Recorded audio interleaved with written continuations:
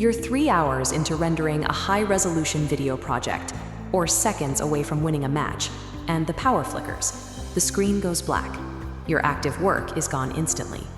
Yet when the power returns, your old downloads and 10-year-old photo albums are sitting exactly where you left them. This gap exists because in hardware physics, speed and permanent storage are natural enemies. A drive capable of holding massive amounts of data is physically too slow to handle the millisecond-to-millisecond reflexes required to run an application in real time. Since engineers couldn't build one perfect superdrive, they created a specialized memory hierarchy, a relay race of hardware that trades physical space for speed at every level.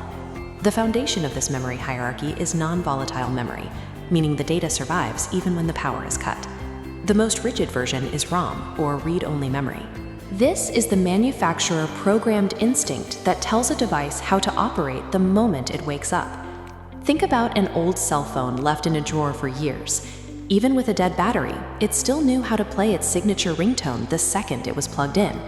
That instruction was permanently burned into its ROM. For your personal files, we use the hard disk drive. These are the massive warehouses of the computing world, using a mechanical arm to write data onto spinning platters. However, relying on physical movement makes these drives fragile and inherently slow, creating a delay. Solid-state drives, or SSDs, remove those moving parts entirely. They find data almost instantly using flash memory, which makes them durable and fast, though significantly more expensive per gigabyte. While ROM, HDDs, and SSDs solve permanent storage, they are still a bottleneck. They simply cannot feed data fast enough to keep up with a modern processor. To solve that speed gap, we move up to RAM, or random access memory. This is the computer's high-speed workspace, the table where your active data sits while you're using it. To edit a file, data must be pulled out of the slow storage warehouse and placed onto the high-speed RAM table. But RAM requires constant electricity. If interrupted, the table collapses and every piece of data on it vanishes. This is why we save. Saving is the physical act of transferring your work off that precarious RAM table and back into the permanent safety of the SSD or hard drive. Above RAM sits cache memory. This is an even smaller, hyper-fast layer located right next to the processor's core, acting as a microscopic mind reader that predicts which data you'll need in the next millisecond. RAM and cache represent the ultimate compromise. They abandon the safety of permanent storage to give the processor the lightning-fast data flow it requires. Beyond general data movement, the computer faces a specific high-demand task: rendering dynamic, real-time graphics. For this, we use the Graphics Processing Unit, or GPU. It is a separate, dedicated hardware brain designed solely to calculate colors, shadows, and geometry. A modern video game requires massive parallel processing.